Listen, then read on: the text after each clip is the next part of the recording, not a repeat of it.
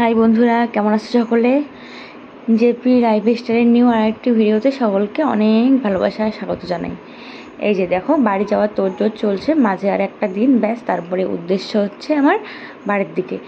এই যে হয়ে গেল সেই 1.5 বছর, কতদিন ধরে বাড়ি যাচ্ছি না। যে মেয়ে দূরে থাকে সেই বোঝে বাড়ি না যাওয়ার যে কতটা কষ্ট, সেটা তো আমি এই দূরে থেকেই ফিল করছি। এই যে রান্নার ফাঁকে ফাঁকে আবার এদেরকে দেখা আমার একটা অভ্যেস হয়ে গেছে।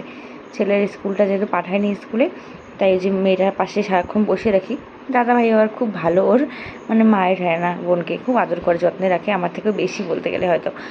এই যে ডালটাও ফুটে উঠেছে, মানে ফোড়ন দিয়ে দিয়েছি। তাই আজকে আর বেশি কিছু রান্না করব না।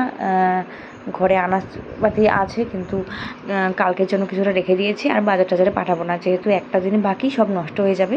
তাই মানে ওই বলে না যে যারা দূরে থাকে তারাই বোঝে বাড়ি যাওয়ার দিকে আনন্দটা। মনে হচ্ছে যেন দুর্গাপুজো এসে গেছে, সেরকম একটা মানে ফিলিংস হয়। দুর্গাপুজোর আগে যেরকম মানুষের মনে একটা ফিলিংস হয় যে পুজো আর কটা দিন, সেরকম মানে যেদিন থেকে শুনেছি যে টিকিট কনফার্ম হয়ে গেছে, সেদিন থেকে দিন গোনা শুরু করে দিয়েছি। ভাবছিলাম যে কবে আসবে সেই দিনটা, কিন্তু ওই যে গেলে একটা মন খারাপ হয়ে যায়। যাওয়ার সময় যতটা এক্সাইটেড হয়ে যায়, আসার সময় একদমই ততটা নয়। যাওয়ার সময় খুব খুশি হয়, আসার সময় মনটা খুব মানে খারাপ হয়ে যায়। কিন্তু কী করবো, আমাদের ফৌজি ওয়াইফদের জীবনটা এরকম যে যদি আমি বরের সাথে থাকি তাহলে অন্য পরিবারের সদস্যকে পারবো না, আর যদি পরিবারের অন্য সদস্যের সাথে থাকি তাহলে বরকে থাকতে পারবো না। তো যাই হোক, যে কটা দিন থাকতে পারি আর কি, থেকে নিই। বড় তো আর ছেলেপেলে স্কুলে যখন মানে পার্মানেন্ট দিয়ে দেবো বাড়ির ওখানে, তখন তো আর হবে না। কারণ বাংলাটা যদি একবার ধরে নেয় ওদিকে বাংলা মিডিয়ামের দিকে, তাহলে এদিকে আবার আসা হবে না। কারণ এখানে তো হিন্দি চলে, ইংলিশ তো কম্পালসারি সব জায়গাতেই। আমাদের ওখানেও যেরকম ইংলিশ কম্পালসারি, এখানেও কিন্তু ইংলিশ কম্পালসারি। ইংলিশ তো অলরেডি চলে, তুমি সবাই জানো, কিন্তু বাংলাটা তো চলে না। তাই আমাদের সমস্যা, মানে ছেলেটাকে বাংলা শেখাতে পারছি না এখনও, এটা নিয়ে খুব চিন্তায় আছি। আর বেশি দিন হয়তো থাকবো না, এবারেও না আসতে পারি, কোনো ঠিক নেই, দেখি। তো যাই হোক, মা ফোন করেছিল, ফোন করে একদম বলছে যে তুই যা যা খাবি, যা যা পছন্দ করছিস সব কিছু আমি রেডি করে রেখে দেবো, তাড়াতাড়ি চলে আয়। আসলে মায়েরা বোধহয় এরকমই হয়, আমাকে এখানে দেখে গিয়েছে। তো আমি তোমাদের বলেছিলাম না যে এখানে না খুব বেশি একটা সবজি তরকারি পাওয়া যায় না, মানে আমাদের ওখানকার মতো।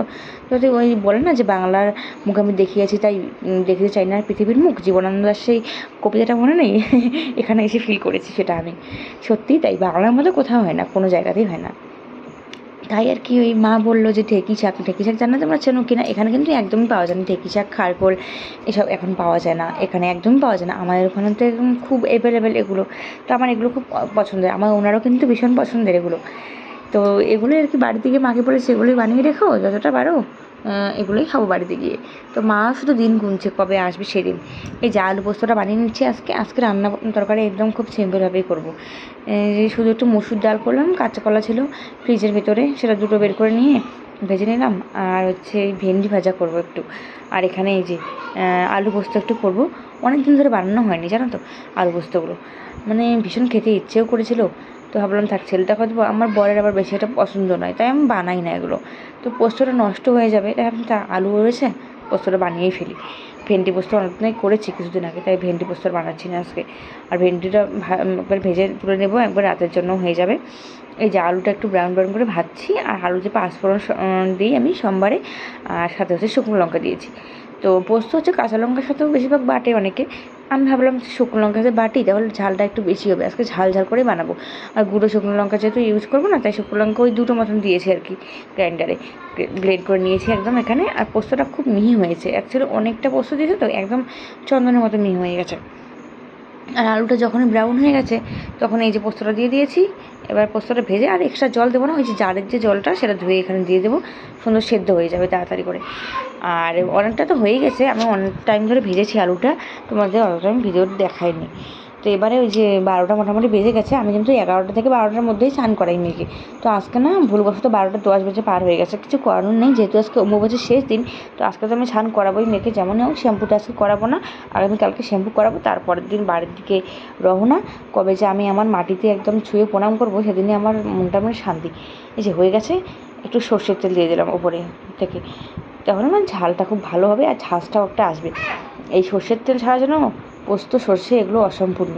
বাটা আর কাঁচা কলার খোসা বাটা রয়েছে কালকে দুপুরে, সেটা দিয়ে হয়ে যাবে আজকে। মঙ্গলবার তো, আজকে আর বরকে বলিনি মাছটা আনতে, কারণ এখানে না আবার মঙ্গলবার শনিবার দিন করে না মাছ টাছ ওঠে না আর কি। তো চলো, আজকে এই ভিডিওটা এখানে এন্ড করে দিচ্ছি, দেখা হবে খুব শিগগিরই।